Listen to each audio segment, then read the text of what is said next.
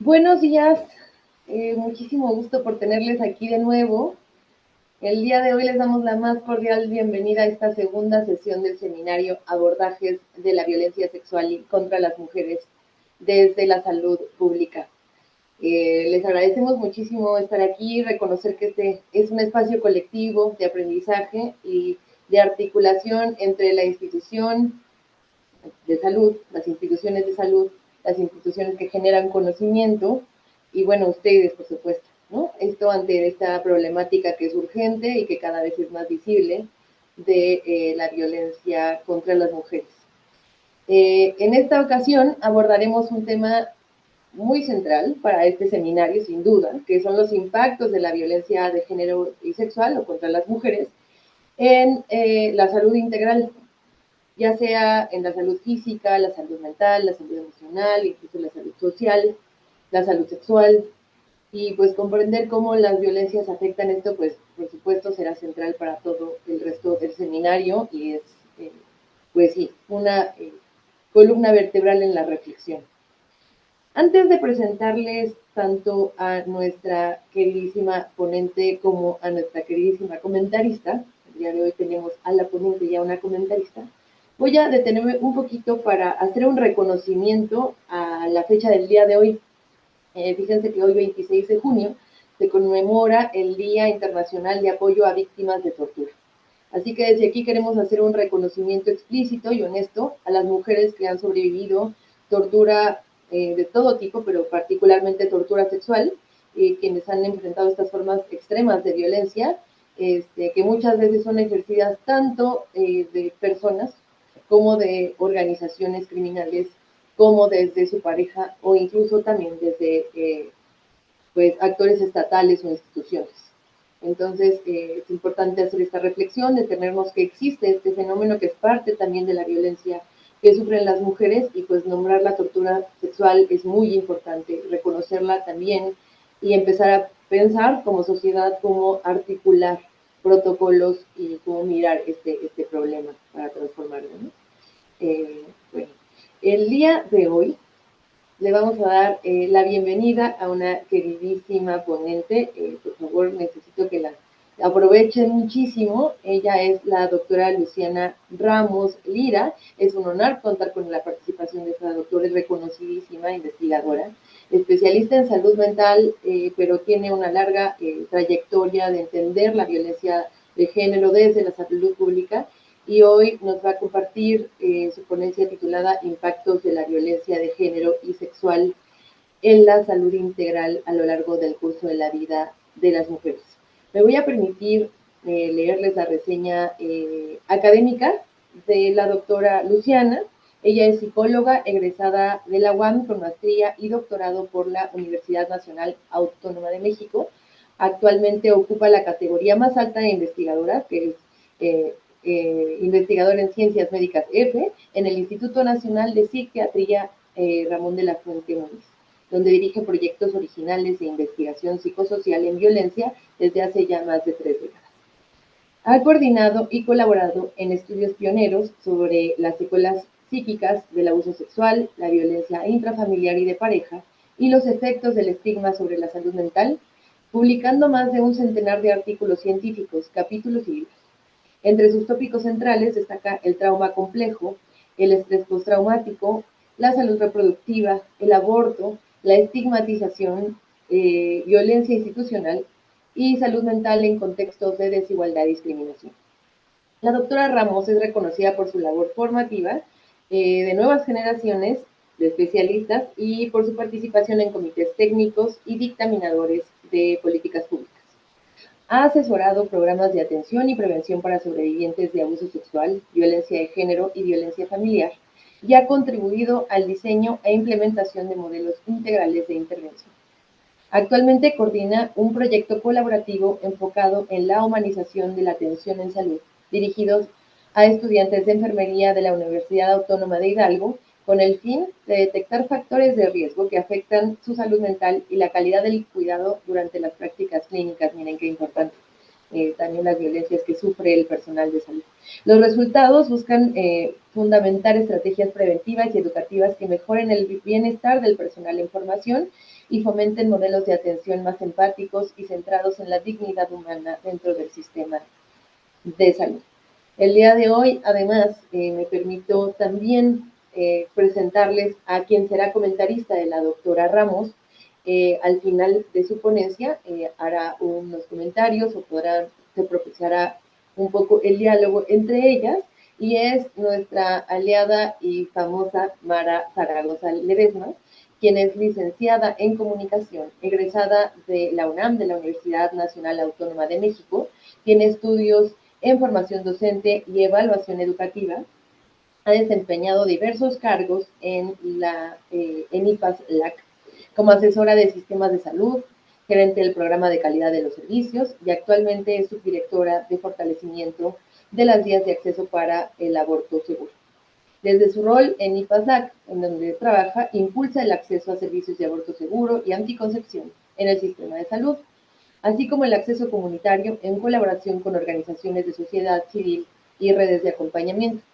Su experiencia se centra en la construcción de relaciones de colaboración con los sistemas de salud para el cumplimiento de los derechos sexuales y reproductivos, a través de la coordinación de asistencia técnica a nivel estratégico y operativo para la mejora de normativas e implementación de estos servicios, así también como la construcción de vínculos entre el sistema de salud y la comunidad.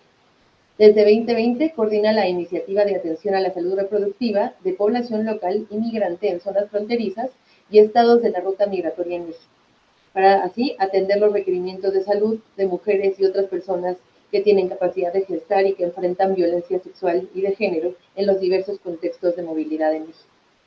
Ha participado en valiosas publicaciones científicas, entre las que se encuentran análisis de, lo voy a leer en inglés, Analysis of Surgical and Medical Uterine Evacuation Methods for First Trimester Abortion Used. En fin, también hay factores, también tiene otro que aborda los factores que afectan de manera persistente la morbilidad materna por malos usos o malas técnicas o intervenciones terapéuticas usadas durante el aborto. Y en fin, además es muy aliada pues del equipo con el que trabajo, y ha impulsado muchísimo tanto las iniciativas con personal de salud que ayudan a impulsar los derechos sexuales y reproductivos. Así que les pido por favor que gocen muchísimo, que aprendan mucho y que disfruten el seminario el día de hoy. Antes de finalmente darle la palabra a la doctora Ramos, les recuerdo que para el registro del día de hoy pondremos un código QR al final de la sesión. No olviden escanearlo y poder registrarse para el registro del día de hoy. Y también recordarles que los comentarios que ustedes hagan y las preguntas, por favor, colóquenlos en las plataformas de la transmisión para que podamos darle lectura. Algunos habrá un equipo recogiendo sus inquietudes, sus preguntas, sus contribuciones y comentarios. Disfruten mucho, enhorabuena. Adelante, doctora Ramos, bienvenida y muchísimas gracias por estar con nosotros.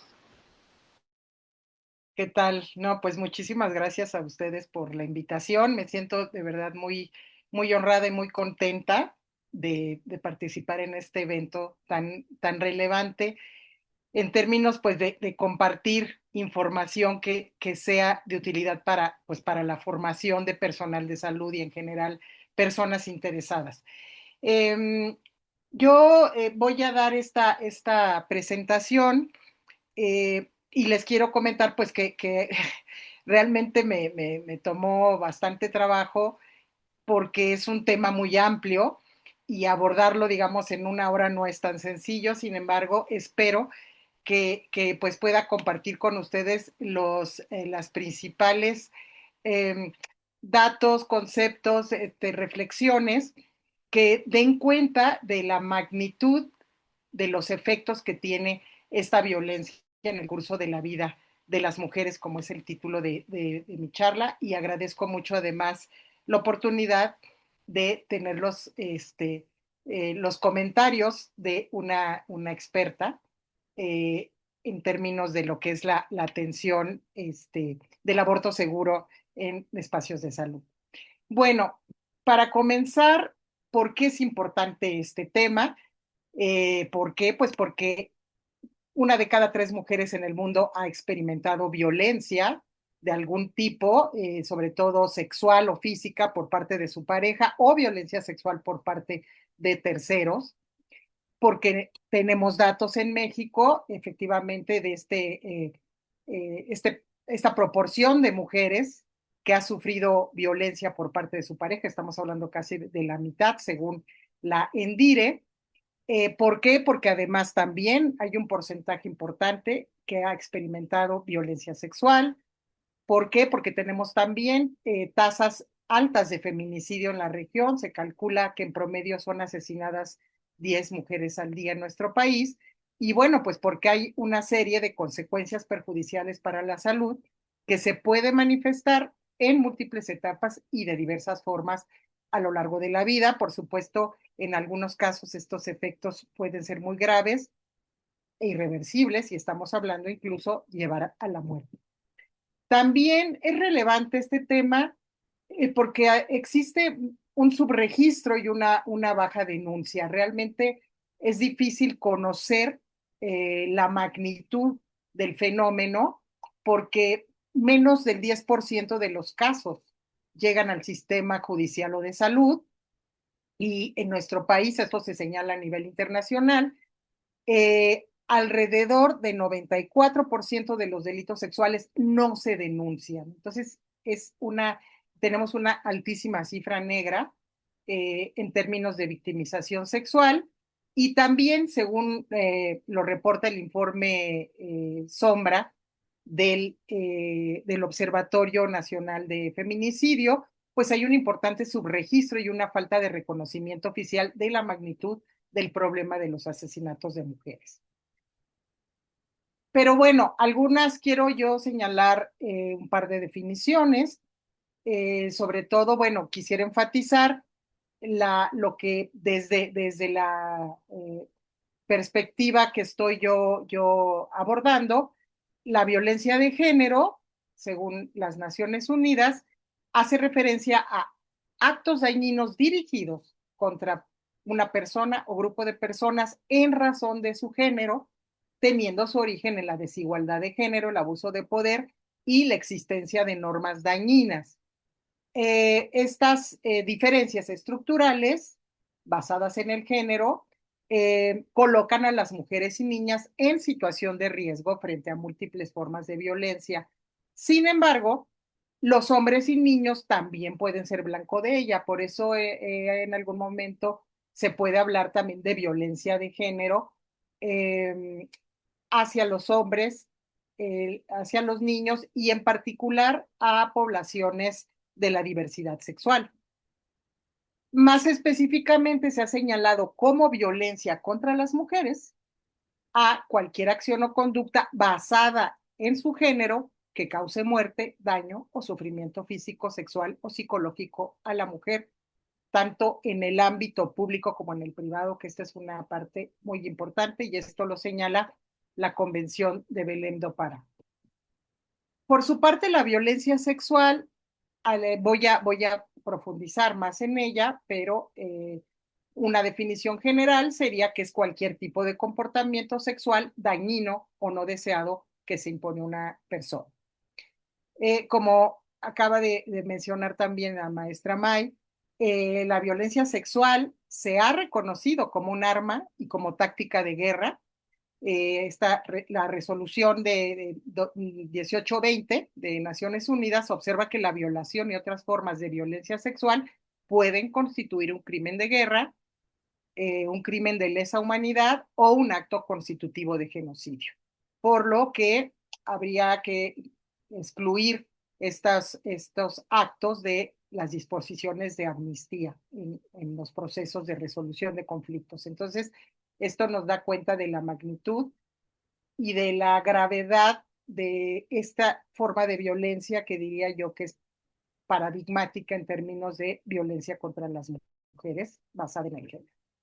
Ahora, para hablar de las consecuencias en la salud, eh, es importante considerar algunos factores que permiten visualizar la complejidad de las violencias y también en este sentido la complejidad de las secuelas que pueden tener esta violencia. Y me voy a referir a ellas en cuanto a los tipos, a lo que es el continuum de la violencia, a también considerar la etapa de la vida precisamente como otro factor relevante y también la consideración de incluir la perspectiva interseccional para comprender también estas violencias y sus efectos. En cuanto a los tipos de violencia, bueno, esta es una clasificación de ONU Mujeres, pues tenemos a la violencia de pareja íntima, que es, digamos, una de las formas de violencia más graves, más frecuentes y con más secuelas, y que incluye, pues, diversas formas en las que se puede manifestar.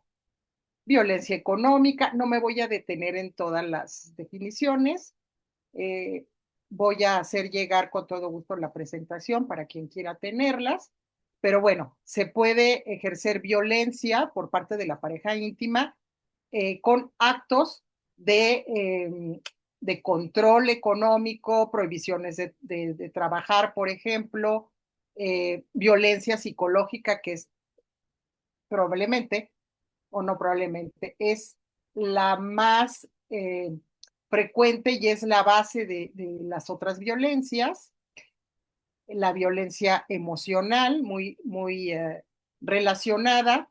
En términos de definición, o más bien de la expresión de ciertos actos, la violencia psicológica hablaría sobre todo de eh, buscar intimidad, generar miedo, y la violencia emocional busca mucho más minar la autoestima, humillar, ¿no? Y dañar la autopercepción. También puede haber actos de violencia física y también violencia sexual. Es decir, hay también actos sexuales que son considerados violencia sexual dentro del contexto de la pareja íntima. Y aquí se incluye tanto la pareja actual como parejas pasadas. Y estamos hablando no solo de matrimonio, sino de noviazgo o otro tipo de relaciones donde hay un contacto íntimo, sin importar que haya o no convivencia. Y esto es importante señalarlo y lo retomaré un poco más adelante.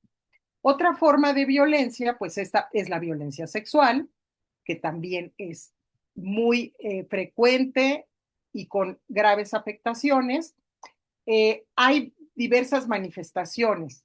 Eh, Acá, por ejemplo, la propia Naciones Unidas señalan estas formas de violencia. Estamos hablando del abuso sexual infantil, que es una de las formas de violencia más prevalentes, más ocultas y que tiene efectos gravísimos en la salud.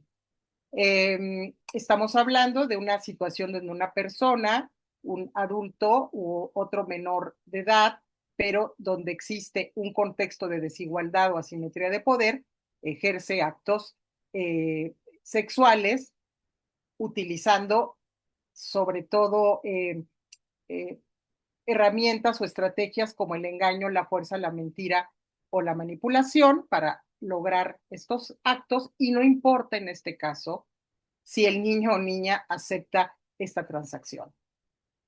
Acá ahorita acabamos de tener el caso de Sasha Sokol, en donde pues es un gran logro el que se haya podido, que la Suprema Corte considere que se puede denunciar el abuso sexual infantil. Estamos hablando, lo que entiendo, no soy abogada, en términos del ámbito civil, y que no prescribe este delito.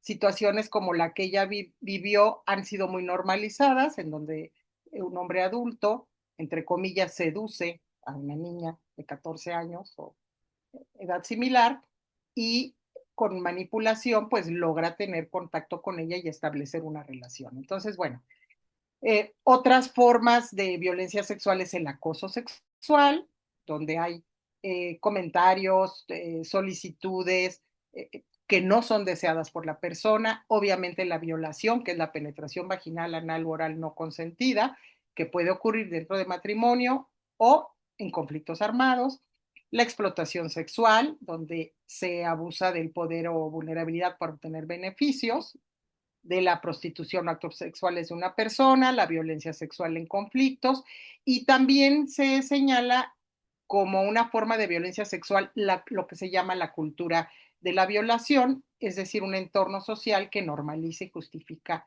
la violencia sexual basado en desigualdades y sesgos de género. Otra forma de violencia que se reconoce por ONU Mujeres es la trata de personas como delito global que comercia con personas para someter la explotación y en particular la explotación sexual es la que afecta mayoritariamente a mujeres y niñas en su país de origen, durante la migración o en el extranjero. Señala también como formas de violencia diversas prácticas nocivas culturalmente aceptadas, como la mutilación genital femenina, matrimonio infantil y otras prácticas. Eh, Asimismo, y esto creo que es muy importante reflexionar al respecto, tenemos formas de violencia que ahora están ocurriendo en el ámbito digital, en el Internet, en las redes sociales, que posiblemente o están teniendo efectos muy importantes y probablemente tendrán efectos en la salud que tendremos que documentar a más detalle.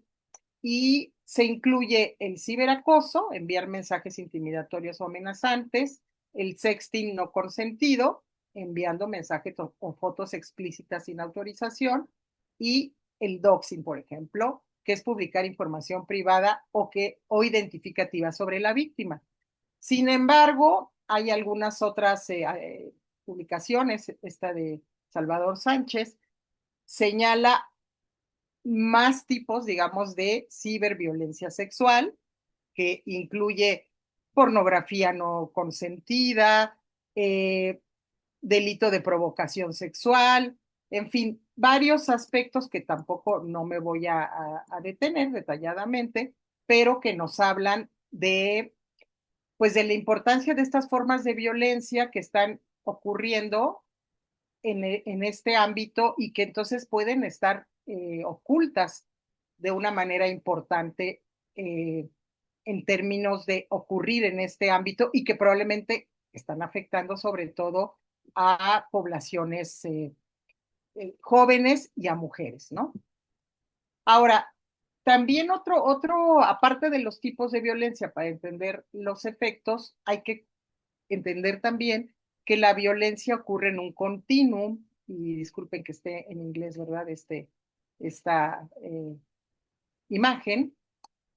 Aquí lo importante es dar cuenta de cómo hay una continuidad y acumulación de diversas manifestaciones de violencia de género que se van empeorando, digamos. Hay un continuo. La violencia, una violación, por ejemplo, eh, es producto de un continuum de violencias que tiene que ver con el tocar a alguien, ¿no? Si cuando esta persona no lo autoriza, hacer falsas ocupaciones, perdón, acusaciones, en fin, se va dando una violencia que puede parecer sutil o invisible y a partir de esta violencia también se van acumulando y presentando violencias más graves y esto nos habla también entonces de otro aspecto que tendríamos que considerar, pero tomando en cuenta que dichas manifestaciones pueden llevar a extremos de violencia tan graves como la muerte, el suicidio, la violación. En este sentido, pues tenemos al feminicidio, precisamente, como una manifestación extrema de este denominado continuum de violencias contra las mujeres. En particular, señalan Gómez y Tobar, de las violencias conyugales o de pareja. y ellos señalan que en este sentido puede ser un problema evitable y prevenible porque muchos feminicidios son premeditados y o vivían previamente al delito en contextos de violencia. Violencia íntima conyugal, violencia en el marco de conflictos armados, de trata de personas o disputas de tierra, entre otras. Hay diversas clasificaciones de esta violencia extrema y en este caso, bueno, pues aquí retomo la de Monarres y las diversas clasificaciones que ella hace, por ejemplo, al respecto, ¿no? Ahora, también hay que considerar que existen manifestaciones de violencia que pueden ocurrir en diversas etapas de la vida. De entrada, hay que decir que las violencias que ocurren en edades tempranas, sean físicas, sexuales, emocionales, negligencia, tienden a afectar profundamente a la persona que las padece. Ahí en este caso, independientemente que sean niños o niñas, esta violencia en etapas tempranas puede afectar incluso el desarrollo cerebral y, por supuesto, emocional. En términos de las violencias que pueden ocurrir en el ciclo de vida y que están relacionadas o están vinculadas con el género, tenemos el maltrato prenatal, los abortos selectivos o el infanticidio. El maltrato prenatal incluye conductas que dañan intencionada o negligentemente la salud del feto. Los abortos selectivos de sexo femenino y el infanticidio se deben a la preferencia por hijos varones y tiene que ver, bueno, pues con creencias culturales y también por razones económicas. Y se documenta que en países de Asia y África estas prácticas han provocado la ausencia de 160 millones de niños en el mundo.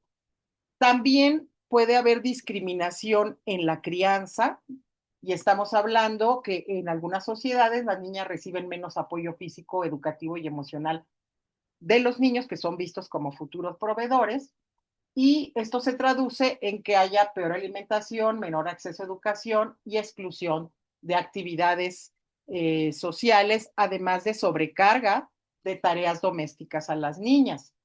También el trabajo doméstico y explotación laboral infantil puede también ocurrir desde edades tempranas, lo que limita, por supuesto, la escolarización y perpetúa la desigualdad entre hombres y mujeres.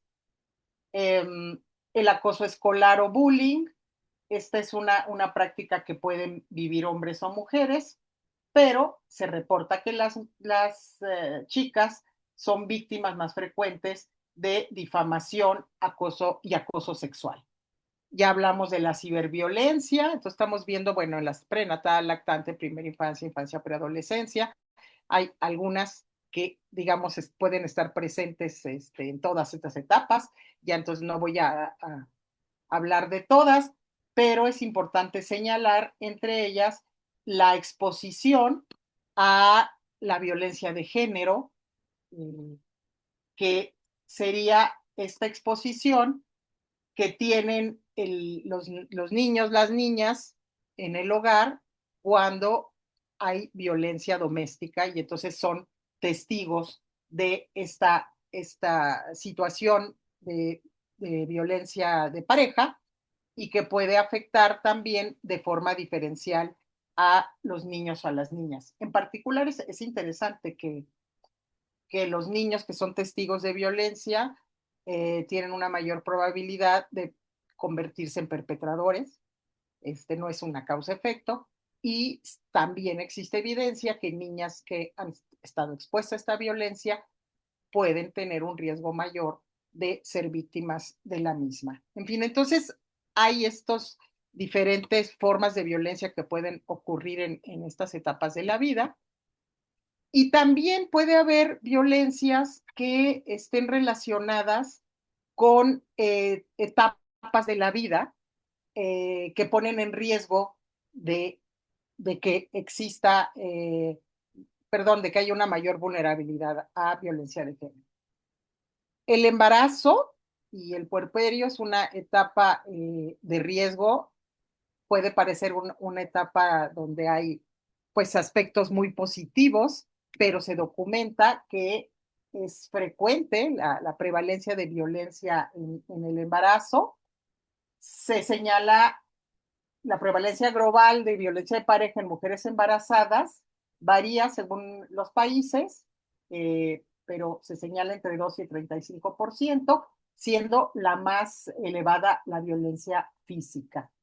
En México, los estudios existentes reportan prevalencias entre 11 y 19%.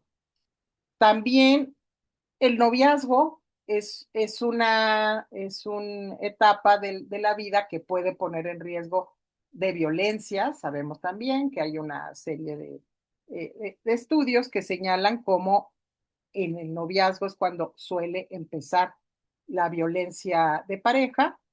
Y puede ser, digamos, efectivamente el antecedente de relaciones que posteriormente se vuelvan de excesivo control y que puedan llevar incluso a la muerte. Una separación también, cuando hay violencia de pareja y las mujeres se separan, hay un riesgo de incremento de violencia. Las mujeres están en riesgo de ser asesinadas y también pueden existir en este contexto formas de violencia vicaria, eh, donde entonces se utiliza a los hijos como gesto de venganza tras una separación. Y bueno, también se ha señalado que cuando hay la etapa de jubilación, pues también eh, con este cambio en la etapa de la vida puede también haber un cambio en los roles y en las dinámicas familiares que pueden poner en riesgo eh, la relación, ¿no? Y afectando mayoritariamente a las mujeres en etapas de la vida ya de adultas mayores. Ahora, también hay que considerar la perspectiva interseccional como un componente muy importante para comprender la violencia y sus efectos. Y en este sentido, bueno, aquí tenemos esta imagen que nos señala precisamente diferentes ejes de desigualdad, según los plantea Patricia Hill Collins, en donde habría ciertas características que pueden denominarse privilegios versus categorías donde se observa mayormente opresión, pero también resistencia. Entonces, digamos que te puedes tener el privilegio de ser hombre desde esta perspectiva y hay un riesgo, digamos, o hay una situación de menor privilegio siendo mujer, blancos versus gente de color, ser de origen europeo y no europeo, ¿no? Ser heterosexual y ser de la comunidad LGBT y más, no tener discapacidad versus tenerla. Entonces, la interseccionalidad nos señala que factores como estos que se abordan aquí, edad, discapacidad, migración, orientación sexual y pobreza, pueden aumentar el riesgo y la gravedad de los efectos de la violencia. Entonces, eh, se puede señalar en este estudio, nos señala Aretio Romero y colaboradores, cómo puede existir precisamente si vemos esta perspectiva interseccional, donde hay una posibilidad, una vulnerabilidad mayor al pertenecer a ciertas categorías sociales, bueno, como en mujeres adultas mayores, por ejemplo, hay un riesgo de violencia, de mayor violencia, porque este grupo enfrenta violencia de género por factores como los roles tradicionales que la reguen a las tareas de cuidado, la dependencia económica, porque pueden ser con frecuencia invisibilizadas, aisladas socialmente, tienen dificultad para denunciar situaciones de violencia, y una salud deteriorada puede también aumentar su vulnerabilidad y limitar su capacidad de buscar ayuda. Tenemos también, por ejemplo, a residentes, mujeres residentes en entornos rurales, ¿no? Mujeres que viven en zonas rurales suelen estar sometidas a un patriarcado más rígido y a un fuerte control social. El aislamiento geográfico y la dificultad para acceder a servicios básicos como salud, justicia, apoyo social, incrementan su dependencia económica o familiar, lo que puede perpetuar situaciones de violencia o dificultar la salida de ellas. Por supuesto, también podemos hablar, y no voy a describir cada una de ellas tampoco, pero hablemos de las mujeres migrantes, ¿no? Al migrar muchas mujeres, pues pierden sus redes de apoyo y pueden depender económicamente o legalmente de otras personas, a menudo del agresor. Enfrentas barreras del idioma y administrativas, racismo, xenofobia, y el desconocimiento de sus derechos y el trauma asociado al proceso migratorio las coloca en una situación de especial riesgo frente a la violencia de género. Y así podemos observar cómo estamos hablando que la violencia de género contra las mujeres puede in incrementarse, tener más riesgo de presentarse o en formas más graves, entonces dependiendo de esta interacción con otras categorías.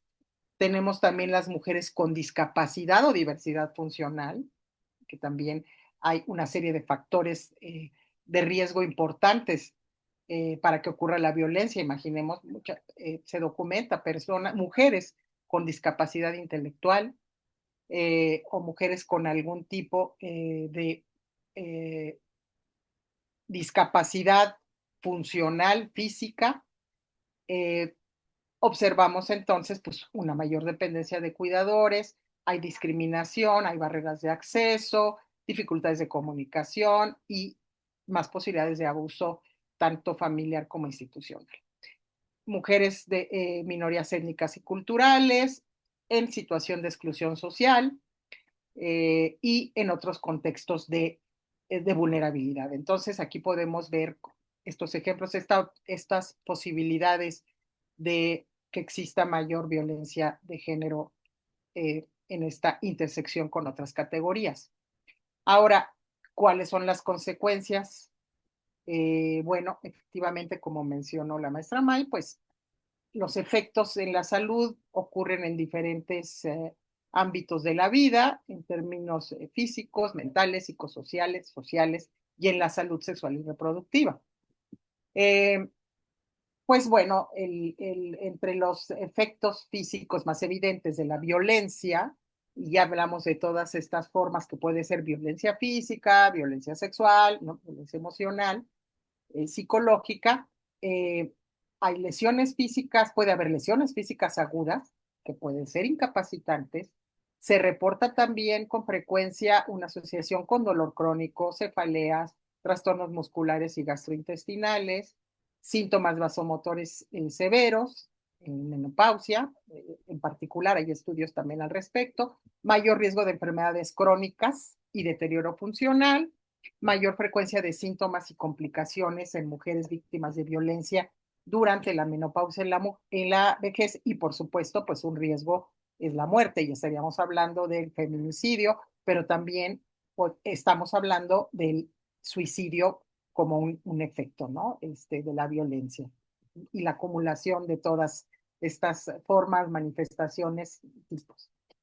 A nivel psicosocial y en salud mental, bueno, pues van a tener una charla específica sobre el tema, pero bueno, podemos señalar las más frecuentes: depresión, ansiedad, trastorno de estrés postraumático, ataques de pánico, pensamientos suicidas, problemas de sueño, trastornos de alimentación, el abuso de alcohol y sustancias, y que me voy a detener un poco en este tema un poco más adelante por que considero que es muy relevante y poco visible. dificultades en la escuela, en el trabajo, y también un efecto de la violencia es que hay un mayor riesgo de revictimización, es decir, de ser víctima de otras violencias a lo largo de la vida, ausentismo y, por supuesto, también puede haber una dependencia mayor a los servicios médicos. Eh, Les decía, esto es una parte que yo quería señalar porque es poco visible, cómo hay un vínculo muy importante entre vivencias de violencia de género, estamos hablando particularmente de abuso sexual infantil, de violencia sexual dentro del ámbito de la pareja, por ejemplo, donde las mujeres víctimas muestran tasas significativamente más altas de consumo de psicofármacos para manejar síntomas como ansiedad y depresión, eh, como una forma de automedicarse para, digamos, no sentir todos estos síntomas eh, postraumáticos causados por la violencia.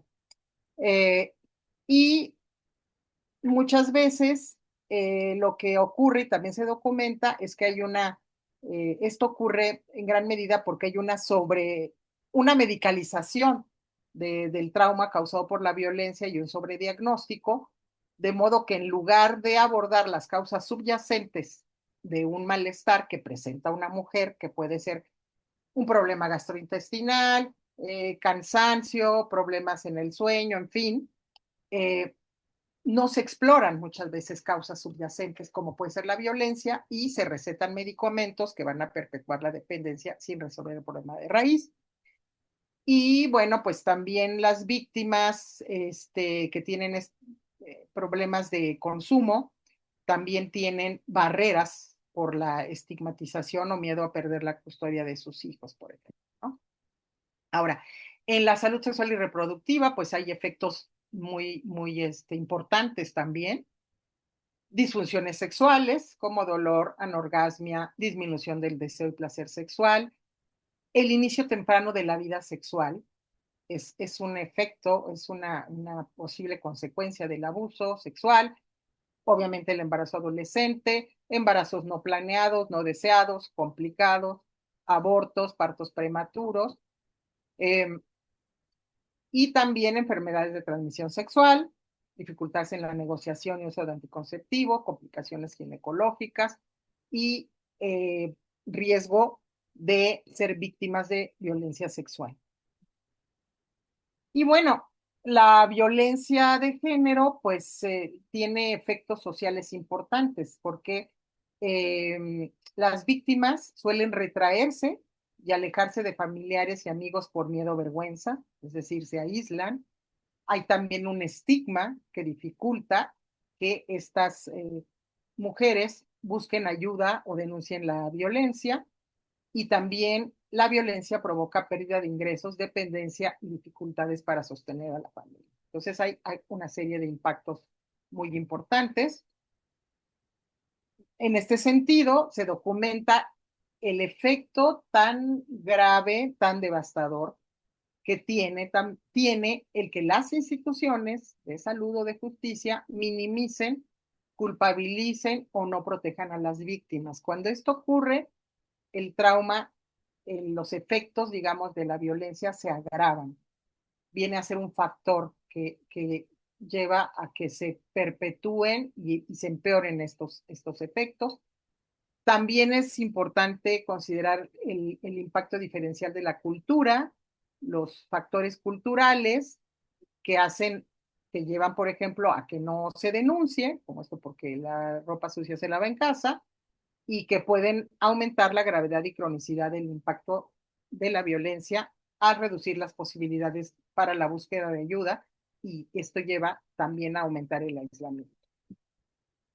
Eh, ya lo comenté, el uso mayor de psicofármacos en las mujeres, y nada más me quiero detener aquí que esta situación de mayor, eh, el recetar más eh, medicación, psicofármacos a las mujeres, tiene que ver o se ha señalado con esta sobremedicalización, sobrediagnóstico y medicalización de las mujeres que tiene que ver con sesgos en la medicina.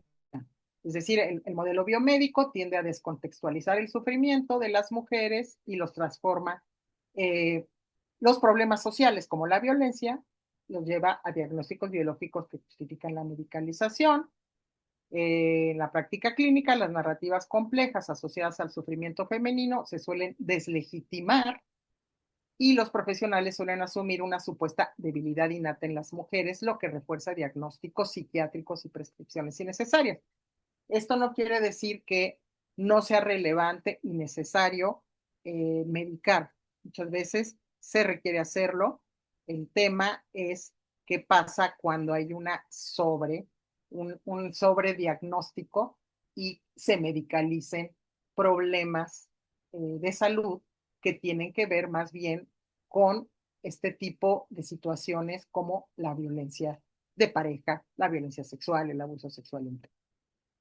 Ahora, este es un ejemplo, aunque no voy a detenerme en la parte de salud mental como tal, yo solamente quisiera darles cuenta de la relevancia de los impactos que tiene la violencia de género en la salud de las mujeres. Este es un estudio de Verónica Suárez y en 112 mujeres que entrevistó, que eran usuarias del servicio de psiquiatría del Instituto Nacional de Psiquiatría, pues encontramos estos diagnósticos, ¿no? Todas con tratamiento farmacológico, la mayoría con terapia, y bueno, es farmacológico porque este es un instituto de psiquiatría. Pero vean ustedes qué hay, digamos, debajo de todo esto. Prácticamente todas las mujeres señalan haber tenido experiencias de violencia sexual. Antes de los 15 años, 20% experimentó abuso sexual, casi otro 20% experimentó violación a partir de los 15 años. La mitad vivió ambos tipos de violencia. Y si vemos otros eventos traumáticos, pues impactante lo que observamos, ¿no? Haber sido testigo de golpizas, haber sido obligada a tocamientos sexuales, haber recibido golpes por algún familiar, haber sido secuestrada o torturada. Entonces, podemos observar aquí cómo debajo de estas situaciones existen estas historias que pocas veces son investigadas. Y quiero poner un ejemplo que vamos a llamar el caso Karina y está basado en otro de los estudios de Verónica Suárez, que es su tesis de maestría, con algunas modificaciones. Esta es una mujer de 44 años. Ella en la infancia, aquí, bueno, puse colores y lo hice yo, no me quedó muy bonito, pero espero que se entienda. La violencia sexual, violencia emocional, física, económica e institucional.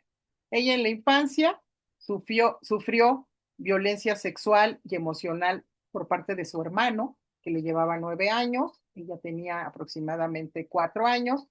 Este abuso duró varios años. La madre era pues negligente y eso ella lo resiente muchísimo.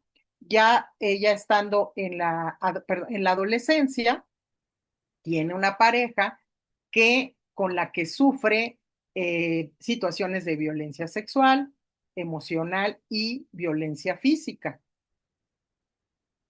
Luego va a tener una pareja con la que también eh, va a tener esta serie de problemas por varios años, incluyendo violencia económica, estando ella entonces en un contexto de pobreza extrema.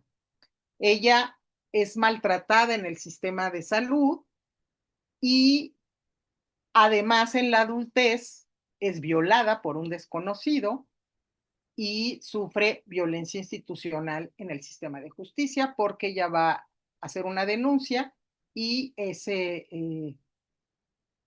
tratada, ¿no? Maltratada por el personal y ella entonces decide retirarla porque está siendo revictimizada. Entonces, digamos, aquí podríamos ver diferentes formas de violencia en diferentes etapas de la vida que ocurren, ¿no? En diferentes ámbitos. Y si viéramos, digamos, consecuencias de tipo por tipo de violencias de las que ya ha vivido, podemos decir, en términos del abuso sexual infantil, pues hay consecuencias muy importantes que prácticamente, les digo, son de las consecuencias que pueden ser más duraderas y muchas veces complicadas de resolver. ¿Por qué? Porque llevan a graves afectaciones emocionales, pero también a largo plazo, además de los efectos inmediatos, a largo plazo, pues lleva a situaciones como abuso de sustancias, dificultades académicas, trastornos de alimentación, y de manera persistente puede haber ansiedad, retraimiento, problemas de autoconcepto, dificultades en regulación emocional, riesgos de autolesiones y suicidio, que son característicos de lo que ahora se denomina un trastorno por estrés postraumático complejo, ¿no? Que afecta la personalidad de las mujeres de manera importante. Ahora, pensemos en una violación. O sea, ella, además del abuso sexual infantil, vivió la violación por parte de un desconocido. Y aquí estamos viendo los efectos, ¿no? Que se observan también después de una violación. Entonces, tenemos los impactos inmediatos y donde tenemos, por ejemplo, el riesgo de tener una infección de transmisión sexual, pero pues también tenemos impactos que tienen que ver con el tipo de violencia también, que además, digamos, de la violencia sexual, otros tipos de violencia que se pudieron ejercer al llevarlo a cabo y que entonces lleva a síntomas psicológicos diversos, pero también a lesiones. En este estudio, que es muy interesante, muy bien documentado, se señala que prácticamente una de cada tres mujeres que había sido violada había presentado lesiones, eh, tuvo que ausentarse de trabajo en la escuela, una de cada cuatro necesitó atención médica, y en este estudio se documenta cómo la violación también conlleva asociaciones con enfermedades crónicas, eh, mayor riesgo de asma, de síndrome de intestino irritable, de dolor crónico, de mala salud física, mala salud mental y uso de equipo especial. Ahora, además, el caso de Karina, bueno, también vivió violencia de pareja y de hecho vivió violencia de pareja por dos parejas distintas. La última ya no es violenta, pero es alcohólica, entonces eso también todavía es una situación que ella vive, en este caso que sí está basado en un caso real. Y entonces, pues, ¿qué observamos? Que la violencia de pareja pues conlleva también efectos físicos, ya lo señalé, importantes, y que pueden incluso llevar a la muerte por feminicidio, suicidio o también por complicaciones médicas. Se asocia con enfermedades físicas crónicas y hospitalizaciones, con deterioro de la salud sexual y reproductiva, cáncer ginecológico, embarazos de alto riesgo, depresión postparto, los efectos psicológicos y mentales que ya señalé. Las consecuencias sociales y económicas también son muy relevantes.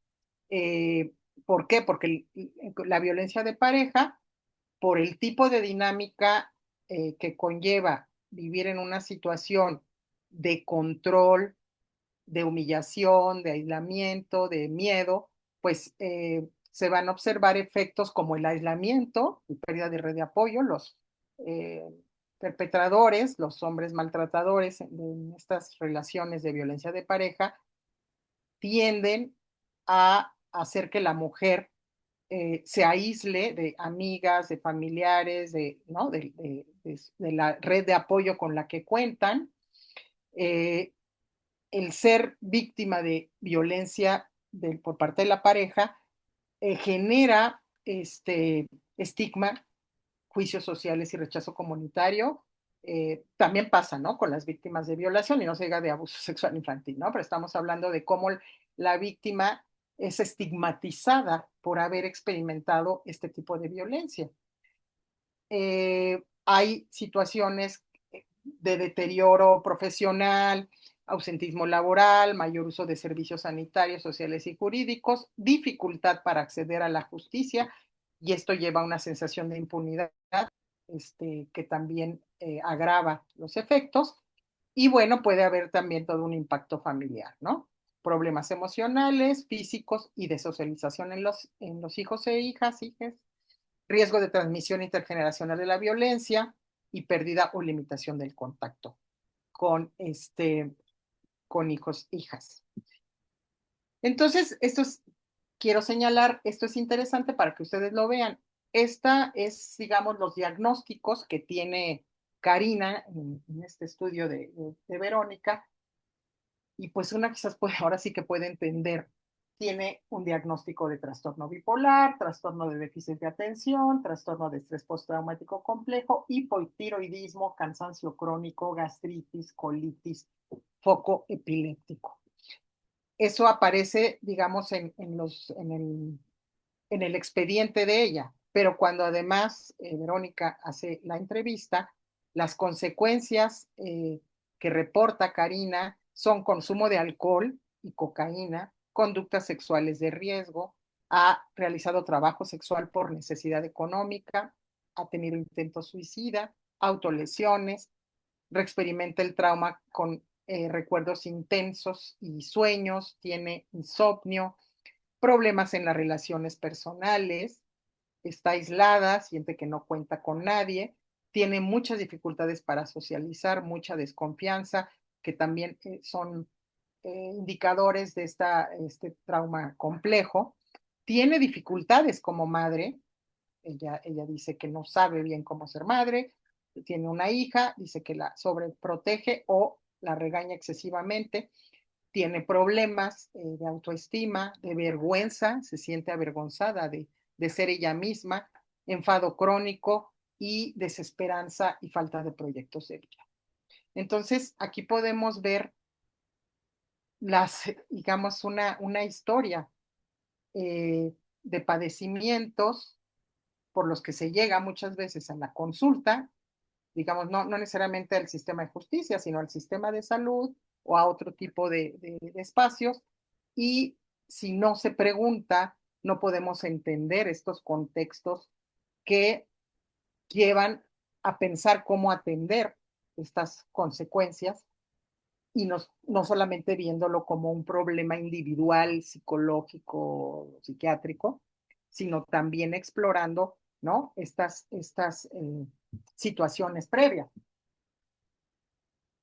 Hay estudios que señalan, de hecho, cómo ella señala esta dificultad con los hijos, pero cómo la violencia de pareja incide de manera importante en la salud de hijos e hijas. Por supuesto, puede llevar a consecuencias fatales, muerte por homicidio cuando un hijo o hija se interpone entre el agresor y la madre que está siendo violentada, muerte como venganza para dañar a la madre. Estos hechos terribles donde el perpetrador mata a los hijos para vengarse de la mujer que lo abandonó, que se separó de él, que lo acusó. Suicidios ampliados, padre o madre que se quitan la vida con sus hijos, suicidios de los menores expuestos a estas situaciones de violencia. Estas situaciones pueden llevar a daños y lesiones, retraso en el crecimiento, síntomas regresivos, lesiones obviamente por maltrato directo, porque hay también en estos hogares, además de la violencia de pareja, puede existir también maltrato hacia los hijos, obviamente problemas de salud mental y emocional muy importantes en los que no me voy a detener, y también pues consecuencias como el bajo rendimiento escolar, la inadaptación a la escuela, ausentismo, problemas de conducta social, o sea, agresividad, o al revés, sumisión, eh, pérdidas de competencias sociales.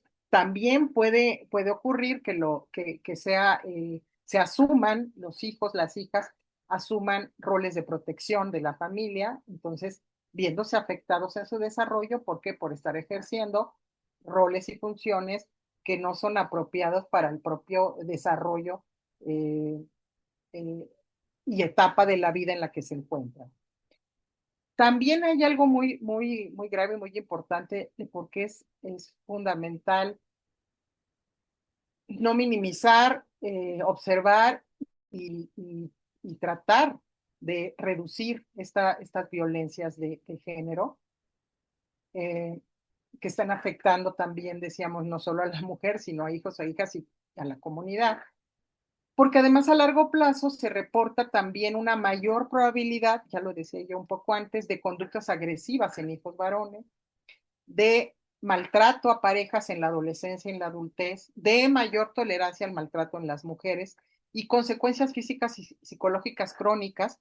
Y esto nos habla de una transmisión, ¿no? Intergeneracional o transgeneracional de la violencia, que entonces se sigue reproduciendo. Es una secuela de la propia violencia el que se reproduzca, ya sea como perpetrador o como víctima. Eh, y entonces, bueno, ¿cuáles son aspectos clave que habría que considerar? No solamente se requiere una respuesta punitiva, un castigo. Eh, Además, estamos observando que no hay muchas denuncias y además, si observamos qué pasa con las denuncias de situaciones de violencia sexual, de violencia de pareja, desafortunadamente, pocas se resuelven de manera apropiada. Entonces, bueno, es muy importante pensar en acciones de prevención primaria. El sistema puede contribuir a través de identificar a niños y niñas expuestos a violencia en su hogar y mediante la promoción, por ejemplo, de visitas, de programas de visitas domiciliarias, acompañamiento familiar y desarrollo en la primera infancia. El objetivo de la prevención primaria es que no ocurra la violencia. Entonces hay que tener acciones, ¿no? Previas, y esto incluye también, por supuesto, cambios estructurales y temas tales como reducción de la pobreza. Entonces, esto es algo fundamental. No solo depende de la familia o de la persona, ¿no? También depende de este tipo de situación. También hay acciones de prevención secundaria para limitar la duración o el daño del abuso y terciaria para minimizar las secuelas y mejorar la calidad de vida. Esto implica detección temprana y tratamiento de los daños, así como estrategias para evitar la repetición de la violencia.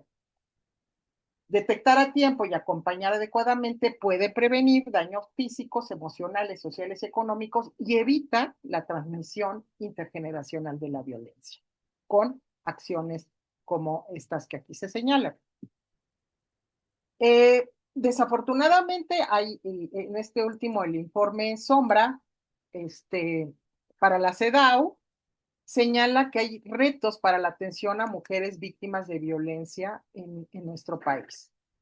Hay dificultades en la aplicación de la norma 046, hay, persisten situaciones de violencia obstétrica, faltan datos y evaluaciones sistemáticas, eh, persisten barreras para mujeres vulnerables, la discriminación, la pobreza, la falta de acceso a servicios y precisamente lo que se recomienda es capacitación, obtener datos confiables y sistemáticos, armonización legal, infraestructura, ¿no? En ese sentido, bueno, a pesar de que hay estas dificultades, pues estamos planteando, y este seminario precisamente es producto de esa preocupación, es cómo incidir en estas situaciones de violencia a pesar de las dificultades que existen en el propio sistema de salud y que entre ellas se señala la necesidad de capacitación, pues cómo ir incidiendo en estos aspectos. La atención primaria es una puerta clave para la detección y atención. ¿Por qué? Porque es el primer contacto con el sistema de salud, que llegan las mujeres, también los hombres, niños, niñas. Entonces, permite detectar precozmente signos y señales. Puede conllevar a que se construya una relación de confianza para facilitar la revelación de lo que está ocurriendo, si hay situaciones de violencia que están presentes. Se puede brindar atención integral y canalizar a servicios especializados. Se puede educar en prevención y derechos y también acompañar en el proceso de recuperación. Hay algunos aspectos que se señalan como indicadores de sospecha de violencia de género, y aquí tenemos varios: el tener una historia de violencia, hábitos como consumo de alcohol, drogas o psicofármacos, problemas físicos o mentales, embarazo y salud ginecobstétrica, inicio tardío de controles prenatales, depresión postparto persistente, demanda frecuente de anticonceptivos de emergencia. También puede existir en lesiones físicas frecuentes y relatos incoherentes sobre el origen. Se pueden tener indicadores sobre el propio comportamiento de la mujer, también sobre cómo se han usado los servicios de salud, por ejemplo, el cumplimiento de citas o uso repetido de urgencias o frecuentes hospitalizaciones, y también observando cómo es el comportamiento de la pareja. Digamos, este es un ejemplo que también nos presenta este estudio de Valdés Noriega. Eh, entonces, bueno, ¿qué es lo que va a favorecer el abordaje de violencia de género? Pues la atención centrada en la mujer y su contexto, para valorar sus necesidades, sus prioridades y su propia perspectiva. Tener un enfoque biopsicosocial y de género, considerando salud física, mental, social y determinantes sociales. Eh, Proporcionar información clara para toma de decisiones informadas y apoyar el empoderamiento.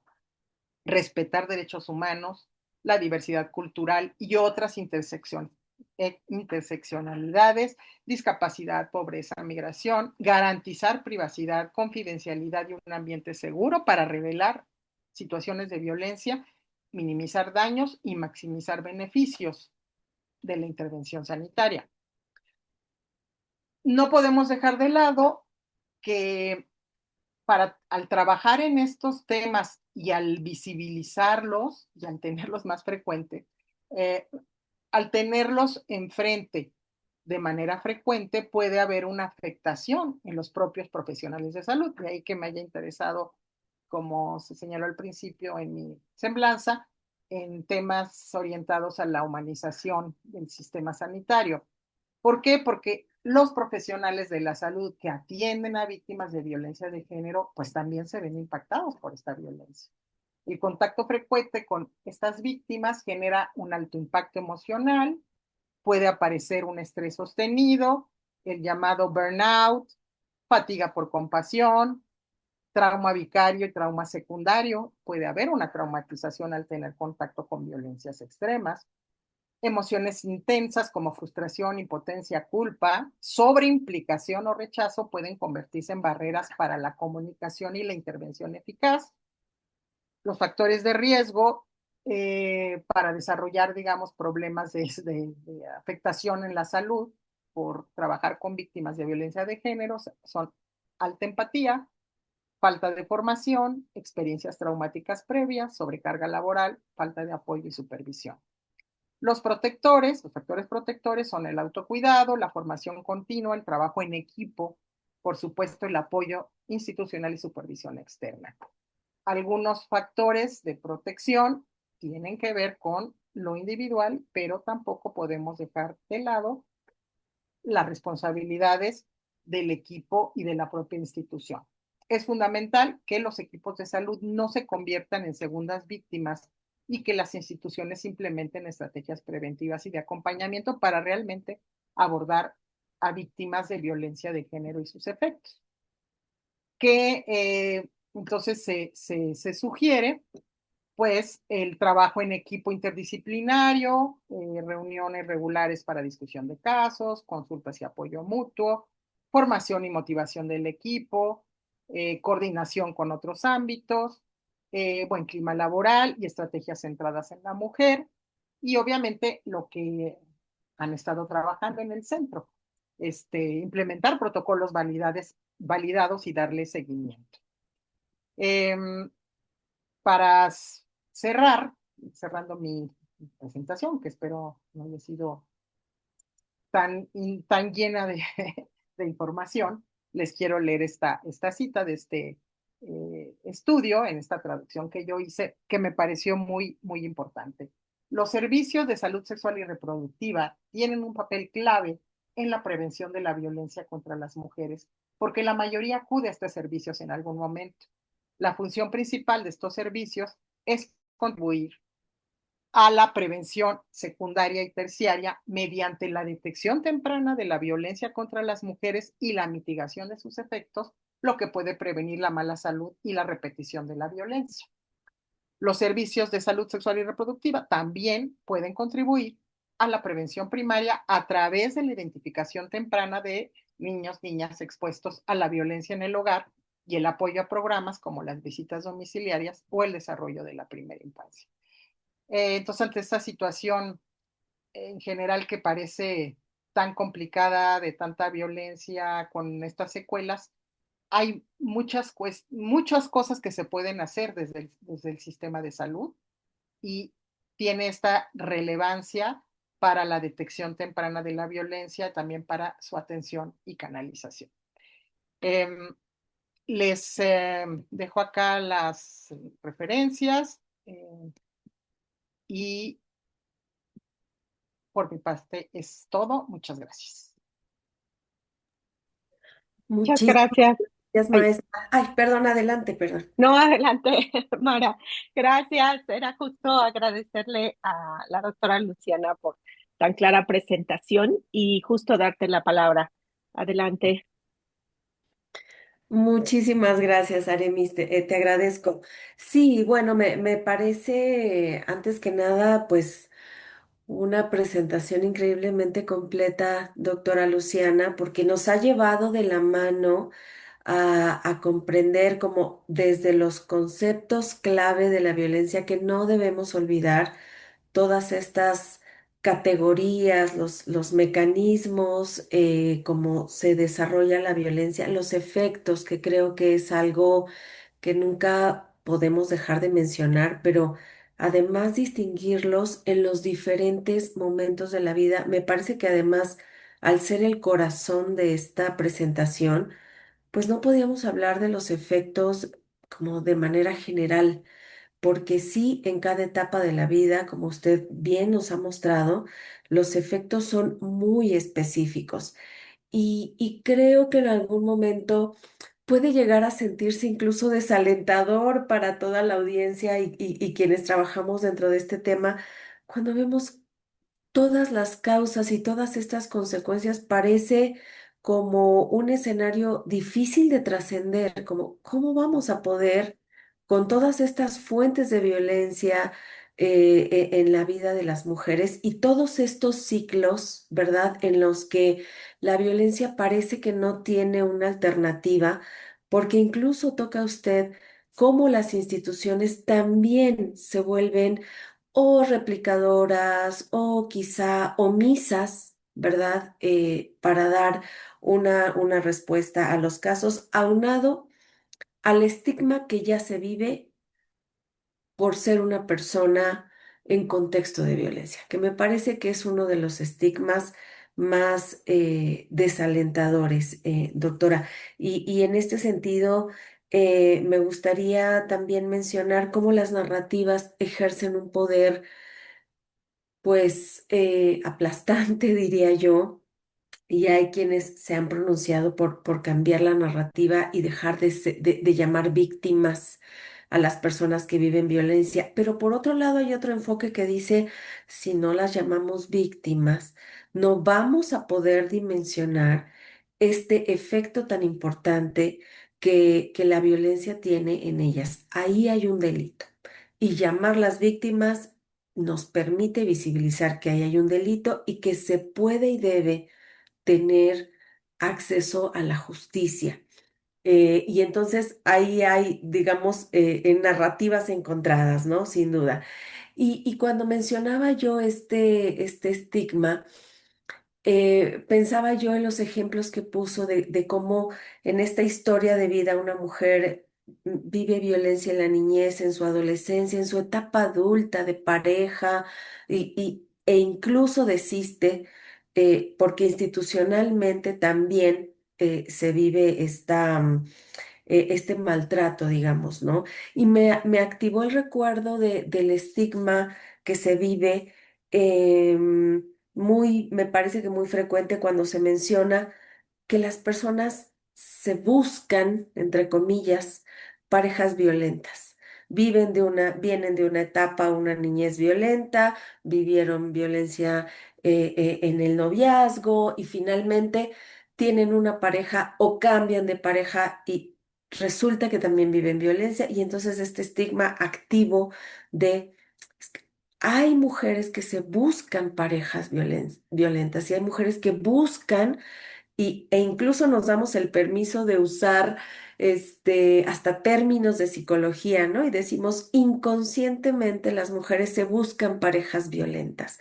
Entonces, yo tengo un comentario más, pero yo quisiera escucharle un poquito, doctora, acerca quizá de esto, que me parece que es un estigma que vale la pena comentar un poco porque si no totaliza la experiencia de violencia de las mujeres, refuerza la narrativa victimizante y nos parece que nos deja sin puertas de salida. Entonces, quizá mencionar un poco acerca de eso y luego quisiera hacerle un segundo comentario respecto al cierre. Sí, yo creo que ahora sí que como fue tocar, ¿no? Muchos aspectos. Sí, y yo incluso por eso este caso, ¿no? Me pareció importante incluirlo, porque es cierto, es común escuchar esta enjuiciamiento de las mujeres, que las mujeres se buscan hombres, ¿no? Así, de una manera inconsciente.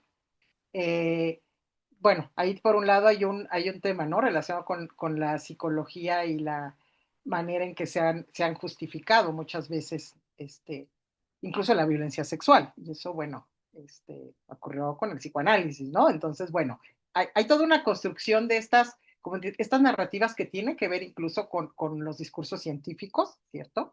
Lo que vienen de estas disciplinas, como la psicología y la psiquiatría.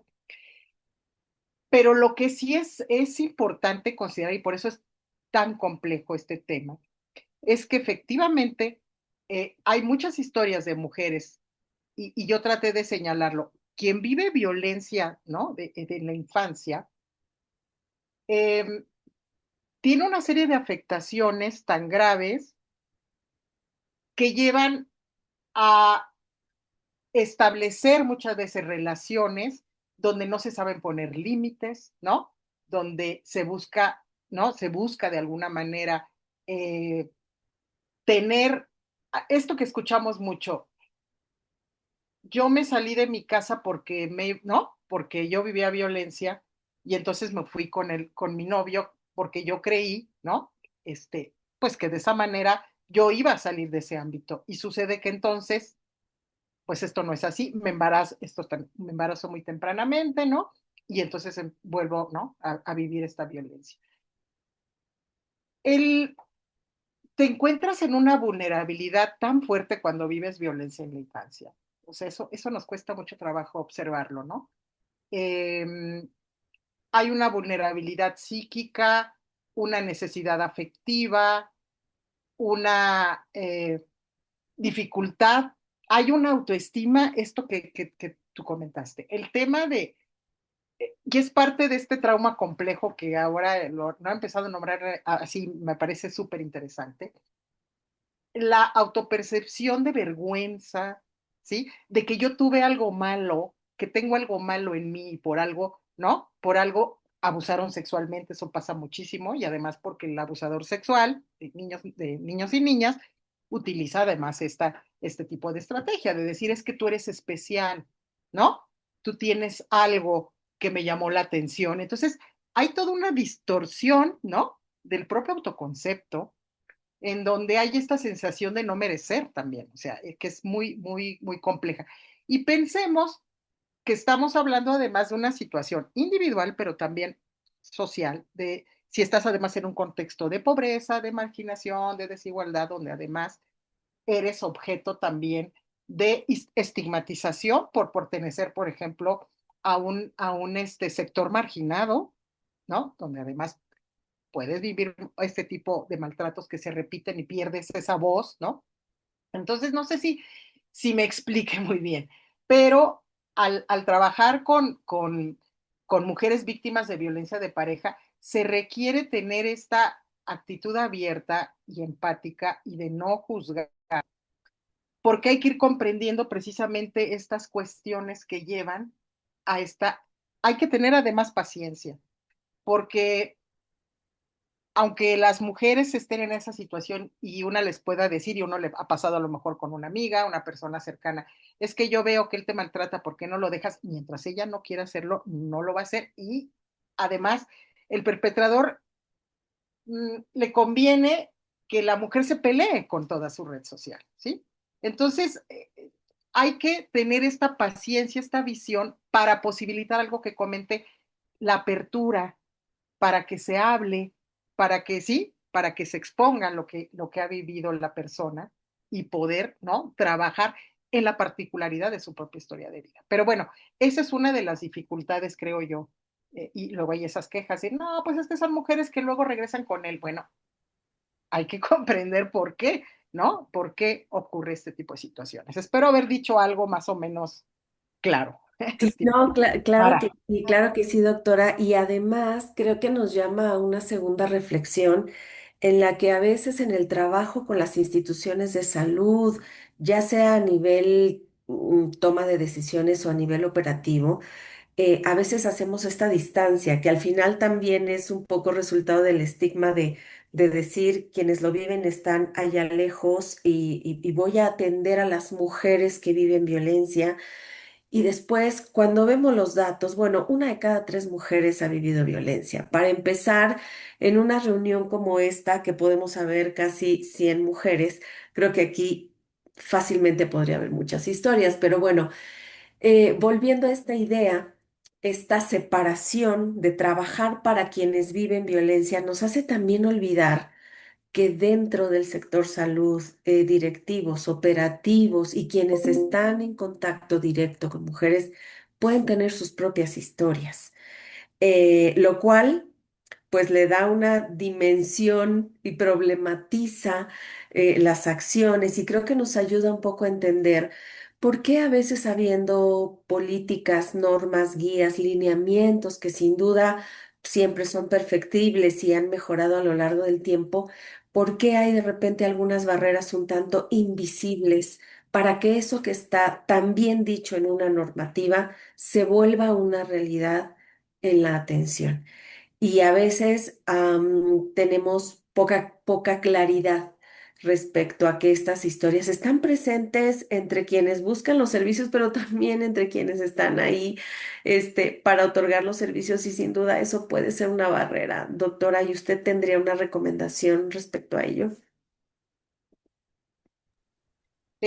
Sí, bueno, un poco lo que comenté, ¿no? Creo que efectivamente es muy difícil, ¿no? Cuando uno habla de implementar, ¿no? Algo en términos de un programa, un servicio relacionado con situaciones de violencia. Creo que no sé si ha sido error, pero lo que ha ocurrido es que se piensa que es una implementación meramente técnica, operativa.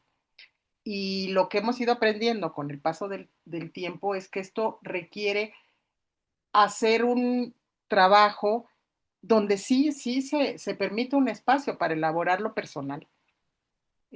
No necesariamente quiere decir que lo tengas que hablar ni que decir, ¿no? Pero se puede pensar en, en posibilidades de talleres o de otro tipo de trabajos, de trabajo en equipo, por supuesto, pero que posibilite esta modificación, es que no se llama, de las subjetividades que son tan difíciles de lograr, pero que implica abordar estas historias personales y creo que el otro punto que yo sí he visto en poca experiencia, la propia afectación también de trabajar con el tema, ¿no? O sea, estos aspectos, tu historia de vida y el que el estar trabajando en este tema puede conllevar también, ¿no? A situaciones que lleven a esto, por ejemplo, la idea de que, pues es que son indiferentes, deshumanizados. Esto puede ser un efecto, ¿no? De una situación de este tipo, de estar enfrentándote todo el tiempo con la violencia, pero Ujú, además con dificultades y barreras institucionales que ujú, te llevan en un momento dado a decir, no, yo ya no quiero saber nada, me lavo las manos, ¿sí? Y ujú. entonces esto implica un poco lo que comenté, trabajo personal, pero también trabajo en mi Exactamente. propia institución.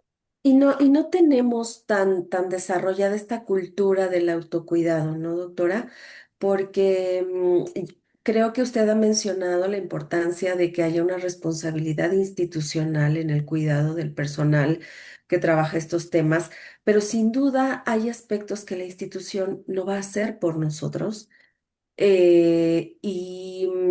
Y creo que este autocuidado, trabajáramos o no en instancias de salud a cargo de atender o prevenir violencia, pues nos debería de hacer el llamado a por lo menos a estas una de cada tres mujeres que en algún momento hemos vivido esta situación. Y sin esa combinación, pues puede haber estrategias institucionales que no están llegando al fondo de mi vivencia personal, que puede tener una necesidad de expresarse y que puede detonarse en este malestar, porque pensaba cuando vemos todos estos efectos acumulados de la violencia, todo lo sexual, lo físico, lo psicológico, emocional, y que además están mezclados y que, bueno, tenemos claro que los separamos con fines de entendimiento y de comprensión, pero sin duda alguien que está viviendo violencia sexual o que está viviendo un maltrato físico,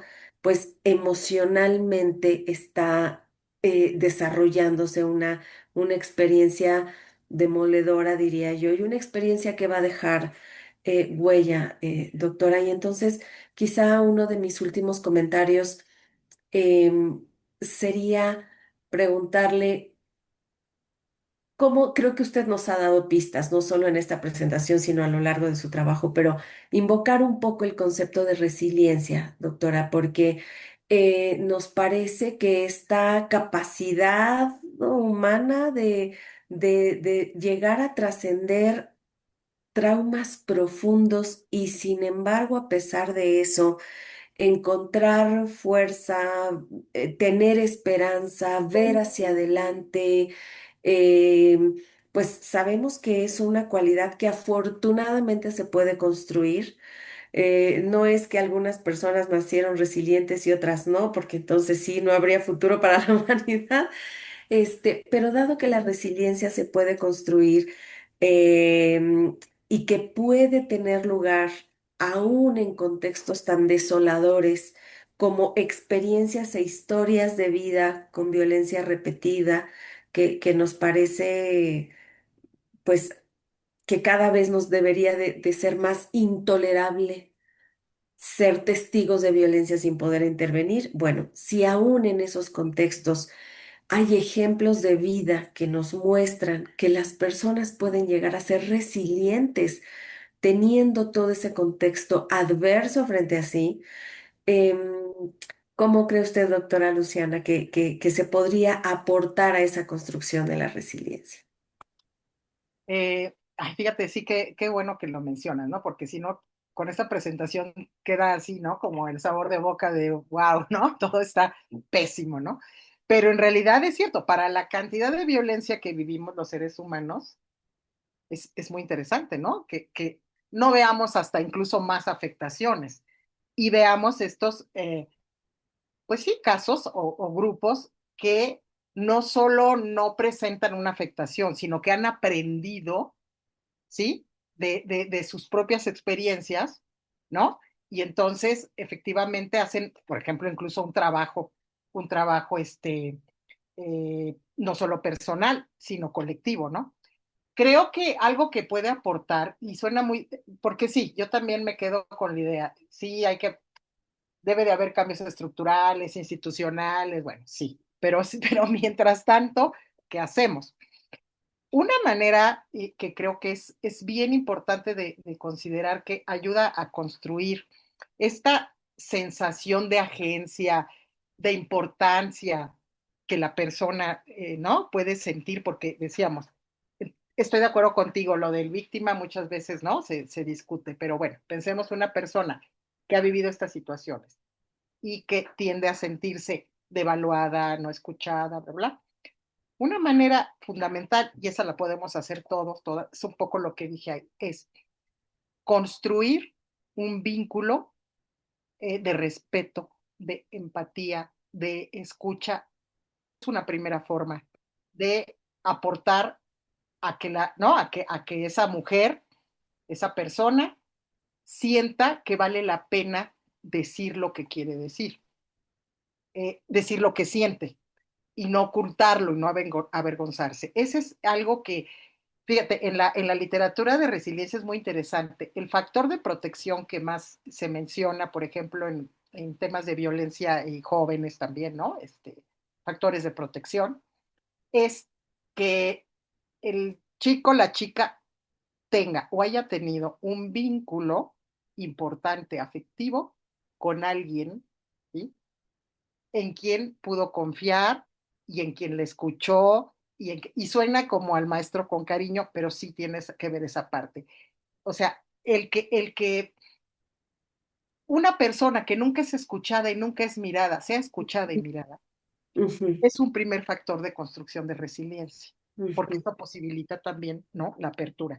Y claro, luego ya podemos hablar otros factores que tienen que ver con lo colectivo, ¿no? Sí. También las víctimas, por ya también entre comillas, se fortalecen también con movimientos colectivos, ¿no? Que les dan voz y que también buscan, ¿no? Cambiar estas narrativas Ujú. que están legitimando la propia estigmatización. Entonces, no sé si algo responde. Claro, claro, doctora, y creo que es ahí en donde además creo que vamos dejando como un mensaje como esperanzador, porque ¿quién puede ser una persona que escuche a alguien con una historia de violencia? El trabajador social, la enfermera, quien nos da como alguna frase de aceptación y de escucha. Creo que no en vano muchas veces se habló no solo de lo que se puede decir frente a una persona con historia de violencia, sino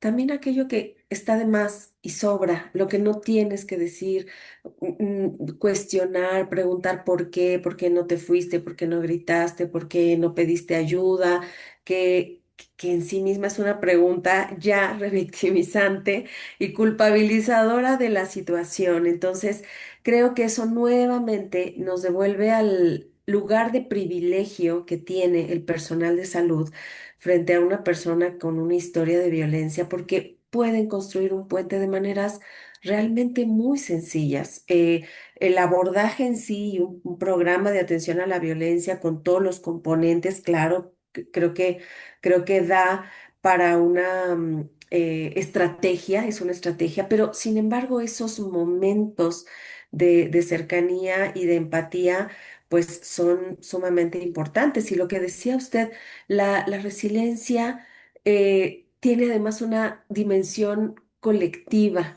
Me hace pensar cómo en esta sociedad y mundo que todo estigmatizamos y que también sabemos que las redes sociales pues están presentes en la vida de la mayoría de las personas actualmente y que a veces las estigmatizamos como que en las redes sociales todo va mal y todo es negativo. En realidad también hay espacios en donde la colectividad ayuda a construir resiliencia y me parece que hay personas que es ahí en donde han encontrado mensajes favorecedores. Me hizo usted pensar cuando mencionaba usted como una historia de violencia, un testimonio, lo poderoso que es escuchar un testimonio que haya logrado trascender, que haya logrado afrontar, digamos, exitosamente y encontrar como sanación, ¿no? Y ahí creo que el movimiento feminista juega un papel fundamental, porque me parece que el movimiento feminista, que además logra como potenciar su alcance gracias a las redes sociales, al mundo digital, llegar los mensajes más rápido y más lejos. Me parece que han seguido lanzando un mensaje, pues, de lo intolerable que debe de ser la violencia propia y lo intolerable que debe de ser espectadoras pasivas de la violencia de otras, ¿no?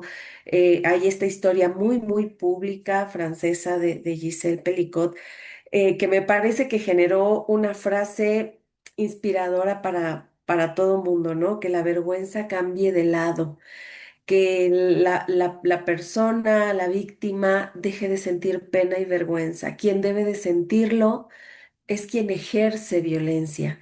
Entonces, me parece que a medida que el tiempo pasa y tenemos a la mano estos instrumentos para compartir mensajes, posiblemente ni lo sepamos, pero alguien que está escuchando un testimonio, que generosamente alguien comparte su historia, sin saberlo puede estar llegando a las vidas de muchas otras personas y decir, tal vez puedo salir de esto y está bien que yo llegue a un servicio de salud y pida ser atendida porque este es un derecho legítimo, ¿no, doctora? Y nomás para cerrar, no, de acuerdísimo, y el caso de Giselle Pelicot, bueno, es así, ¿no? Bueno, parece extremo, pero efectivamente nos lleva a pensar eso, ¿no? Que la vergüenza cambie de lado.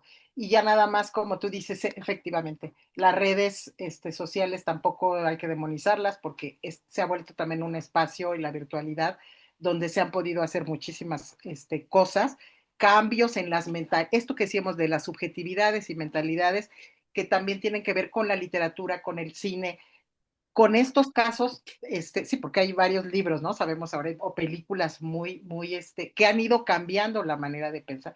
Y el Ujú, caso de Sasha Sokol y Luis de Llano, yo creo que ujú, ujú, está abriendo también ujú, el entender algo que se dice ahí, ¿por qué no debe de prescribir el abuso sexual infantil? Porque es muy difícil denunciar. Es otro tema también, comprender a una víctima de abuso sexual infantil y por qué tarda tantos años si es que denuncia, ¿no? Y todo lo que implica, es también puede ser otro cambio fundamental en la manera, ¿no? De ver ujú, estos temas. Entonces, de acuerdísimo contigo y con la importancia de las redes también de mujeres que se dan en el ámbito, sí, del WhatsApp y de que son grupos que también han sido muy importantes cuando ujú, cuando hay una dificultad o hay un temor de acudir presencialmente a un servicio. Y se ujú, han vuelto, ¿no? ujú, Como espacios alternativos súper relevantes para ujú. la construcción de resiliencia y para compartir historias, para buscar, ¿no? Alternativas. Entonces, de acuerdísimo y agradezco mucho tus comentarios, me encantaron, me hicieron reflexionar sobre muchas cosas, de verdad.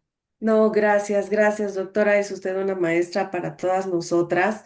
Y ya cerremos con esta parte que me parece tan importante, que a veces no necesitan ser espacios realmente muy elaborados. Creo que los lugares en donde las mujeres se encuentran y pueden hablar, podría parecer que son espacios como de compartir nada más, pero ahí se detona a veces pues esta sanación y gracias por validarlo de este lugar académico y porque me parece que las personas que están en el seminario, pues ya lo dijimos, muchas, seguramente nos iremos con la tarea de esta sesión. De mirarnos a nosotras mismas como parte fundamental del trabajo que queremos hacer en la atención, en la prevención, en la investigación de la violencia. Entonces, si le parece bien, doctora, vamos a escuchar de Aremis si hay algunos comentarios extra. Muchísimas gracias, Luciana, Mara. Les agradecemos esta claridad, esta explicación tan generosa en aspectos como muy claves, en unos ejemplos muy puntuales. Realmente su participación en este espacio de construcción colectiva nos aporta muchísimo. Em, y bueno, pues contar con información científica y documentada nos ayuda mucho en nuestra práctica diaria desde cada una de nuestras trincheras, tanto en investigación como en atención a personal directo, como responsables de personal en formación en salud también, y incluso nuestra vida familiar y en nuestro entorno también son aprendizajes que llevamos. A continuación les comento algunas dudas que han surgido en nuestros chats, tanto en las redes del instituto como del centro. Y bueno, tenemos una excelente presentación y nos preguntan una consideración para nuestra ponente. Si crees que se deberían construir códigos de diagnóstico que vinculen los efectos de la violencia con sus secuelas, con el fin de que esto permita trazar el origen de los problemas en salud atribuibles a la violencia de género. También nos comentan que la violencia de pareja no es un caso individual, es más, todo un tema colectivo y que particularmente las personas en situación de movilidad también son personas que están en una situación también vulnerable. Y qué efectos de la violencia de género y violencia sexual se identifican en la salud comunitaria, en contextos rurales, en contextos urbanos. Y también nos preguntan si existe algún protocolo para intervenir con mujeres violentadas desde el trauma complejo. Bueno, aquí ya son varias preguntas, pero les cedo la palabra y si tenemos más tiempo, podemos continuar con una segunda ronda de preguntas. Gracias. Bueno, con respecto a la construcción de códigos, pues, bueno, yo creo que podría ser algo interesante, ¿no? O sea, a ver, la cuestión es cómo construir un sistema que sea más eficiente para detectar, pero que no pierda la humanidad, ¿me explico? Lo humano, porque el problema que ha pasado, por ejemplo, pues con la psiquiatría, es que pues se utiliza el DSM, ¿no? El Manual Diagnóstico y Estadístico para dar un diagnóstico y parece que es como un recetario, ¿no? Si cumples 1 más 2 más 3, ¿no? Tienes esto. Lo cual está bien, pero si pierdes explorar contexto, ¿no? Si pierdes el tema de la relación usuaria, ¿no? Personal de salud, esto puede, o sea, tiene que haber una combinación. Yo creo que sí sería muy interesante poder tener algo que permitiera detectar mayormente efectos, ¿no? Derivados de violencia y registrarlos, porque esto sería algo que también se señala, ¿no? Tener registros más claros de estas afectaciones, ¿no? Porque no lo tenemos muy claramente. Sí se puede decir, hay mucha depresión, las mujeres se deprimen más que los hombres porque pues también hay más violencia, ¿no? De género, pero no sabemos bien a bien, ¿no? En ciertos aspectos. Entonces, bueno, me pareció una idea interesante que, ¿no? Se podría explorar. Eh, los efectos comunitarios, bueno, la violencia siempre tiene un efecto comunitario y social, porque el hecho de que una situación te conlleve, por ejemplo, aislamiento, ¿sí? O problemas de consumo, ¿no? De abuso de sustancias, de agresividad, o sea, va a tener finalmente también, ¿no? Ese tipo de afectaciones en tu propia comunidad. O sea, va a generar eh, personas que van a presentar problemáticas complicadas en su comunidad. Ahora, las violencias es que, bueno, hay violencias que tienen impactos comunitarios muy importantes, ¿no? Eh, por ejemplo, estas formas de, pues, situaciones que vivimos ahora, de violencia extrema relacionada con el narcotráfico y que pueden además conllevar lo que se ha documentado, mayor violencia de género contra las mujeres. O sea, en estos contextos existe mucho más violencia, por ejemplo, sexual contra las mujeres, ¿no? O violencias de otro tipo, que entonces conllevan a afectaciones importantes en la comunidad y a nivel rural. Tengo poca experiencia, pero lo que yo entiendo es que es mucho más difícil, decíamos, es mucho más difícil poder hablar, denunciar, ¿no? Hacer algo si es que la comunidad no apoya, ¿no? Por ejemplo, a una mujer que es violentada. Entonces, en todos los casos, un poco lo que decía Mara, tiene que haber cambios en la manera en que se observa la violencia para posibilitar que esta violencia sea reconocida y que afecte mucho menos a la comunidad. Em, no, en la parte rural me quedaría yo corta porque realmente no tengo, ¿no?, mucho conocimiento. Y ay, algo más me comentaron. ¿Qué más fue? El tema del trauma, Ah, si existía. no, no es algo bastante novedoso.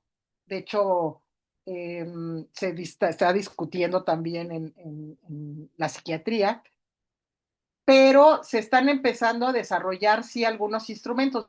De hecho, en el trabajo que menciono de Verónica, que de hecho yo fui su tutora, que ella ha trabajado trauma complejo, en el segundo estudio cuantitativo se validó un cuestionario.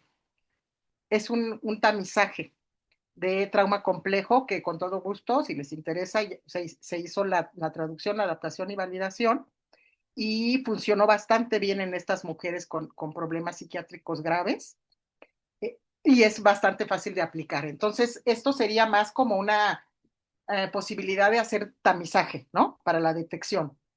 Para tratamiento, pues entiendo que se está apenas desarrollando, ¿no?, diferentes protocolos porque es bastante novedoso.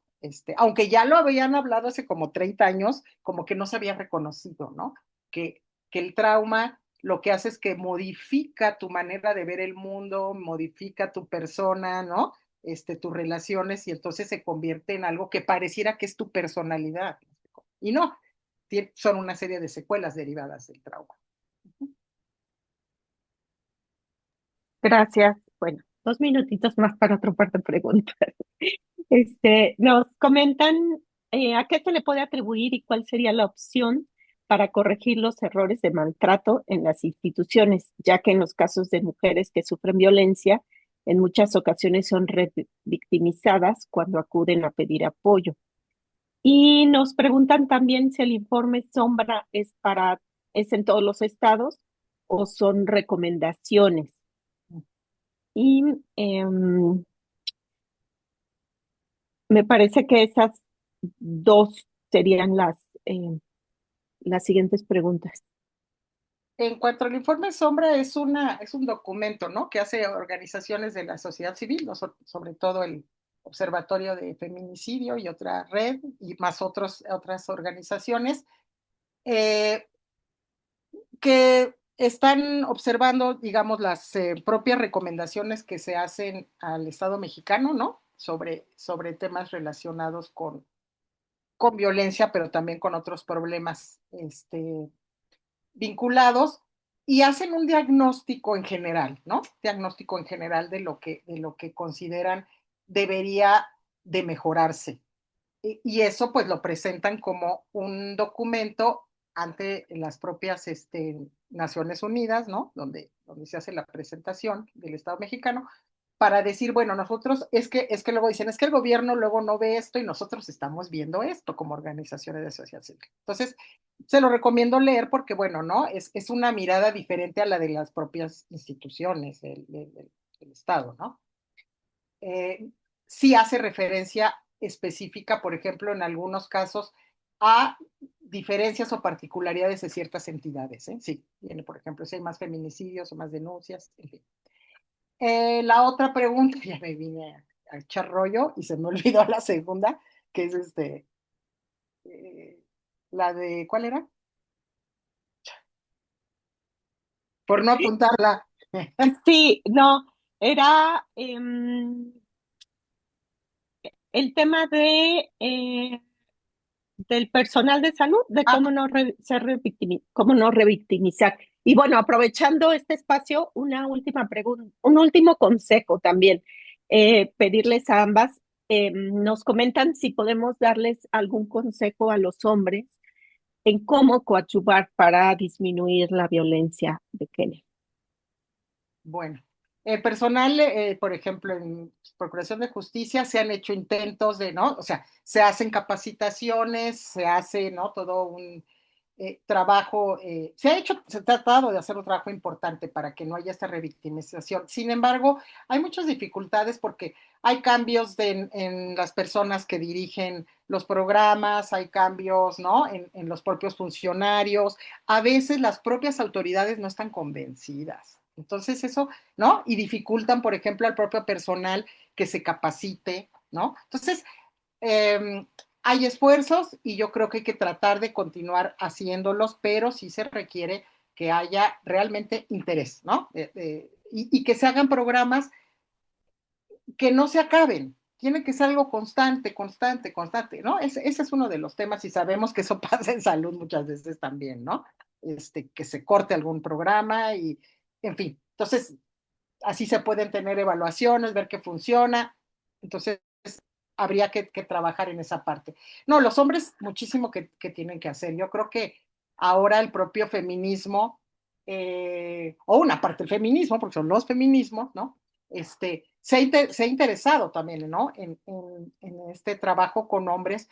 Es fundamental trabajar, por ejemplo, con niños, adolescentes también, ¿no? Y adultos, porque hay una especie de confusión, las chicas con el feminismo, los derechos se han ido empoderando, han aprendido, ¿no?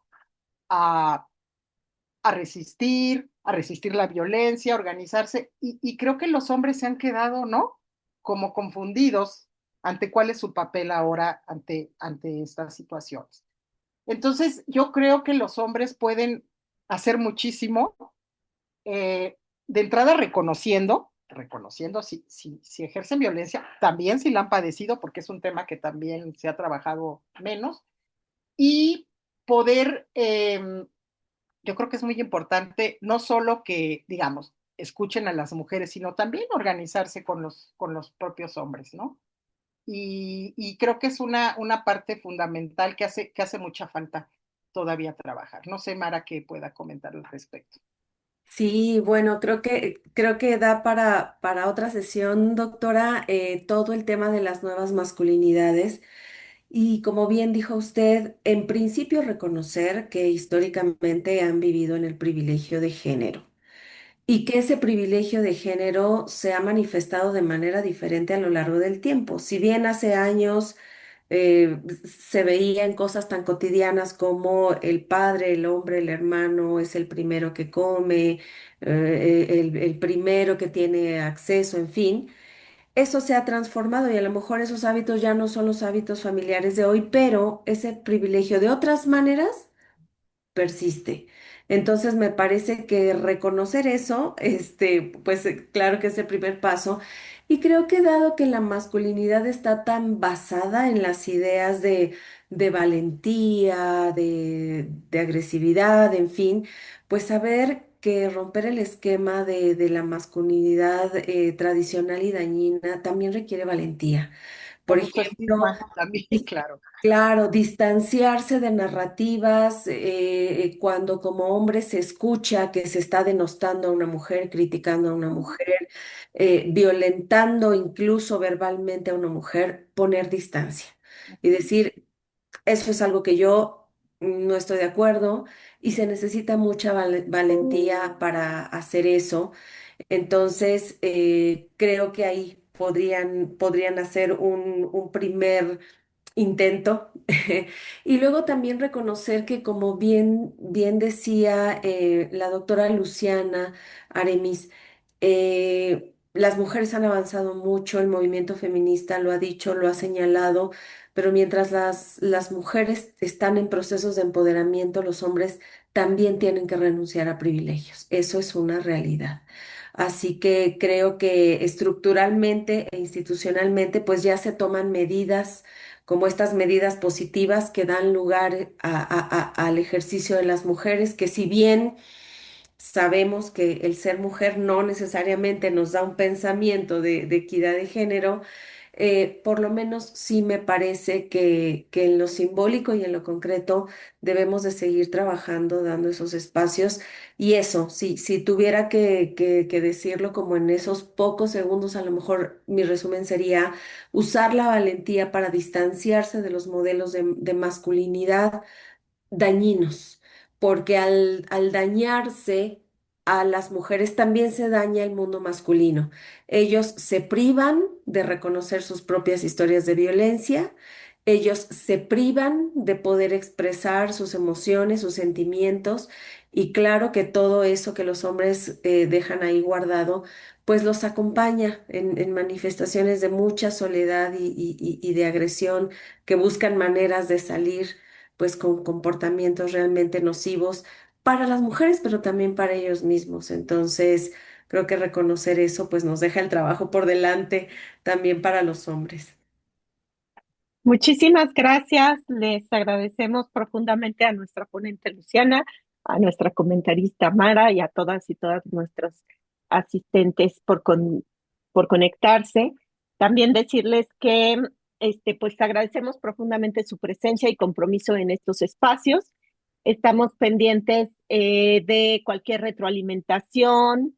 Hemos tomado en cuenta el tema del registro al seminario y el dinamismo de la sesión. Por eso en esta ocasión les tenemos preparado un código QR para poder registrar su participación y en este seminario pues recordarles que va a continuar cada 15 días y que para acceder a la constancia necesitamos contar con al menos el 80% de las asistencias. En 15 días vamos a continuar con la ponencia de la doctora Rosario Valdés del Instituto Nacional de Salud Pública, platicando sobre los impactos a la salud mental y también con la participación de la doctora Carla Flores de Colmena Consultoras.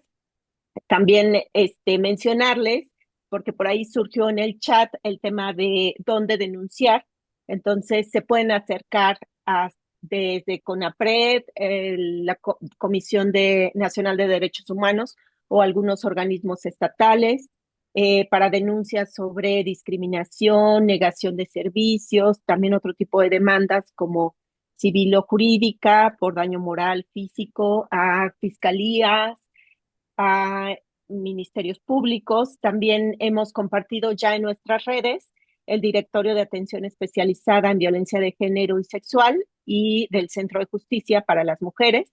También se lo subiremos al material que estamos compartiendo cada una de las sesiones. Y bueno, doctora May, adelante, ya te vi conectada.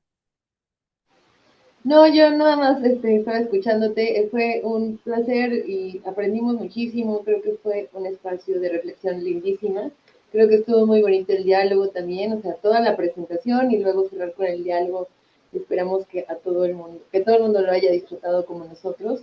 Les agradezco muchísimo tanto a la ponente como a la comentarista, las admiramos y las queremos también desde este equipo muchísimo y muchas gracias por el conocimiento. Seguro yo apunté un montón de cosas que justo nos orientarán para la toma de decisiones, la actualización de los protocolos, etcétera, a este Centro Nacional y a este equipo. Y bueno, gracias también, Aremis, por la reflexión, por el acompañamiento, por este proyecto tan lindo que estamos llevando de manera conjunta y que tengan un hermoso jueves. Muchísimas gracias. Gracias.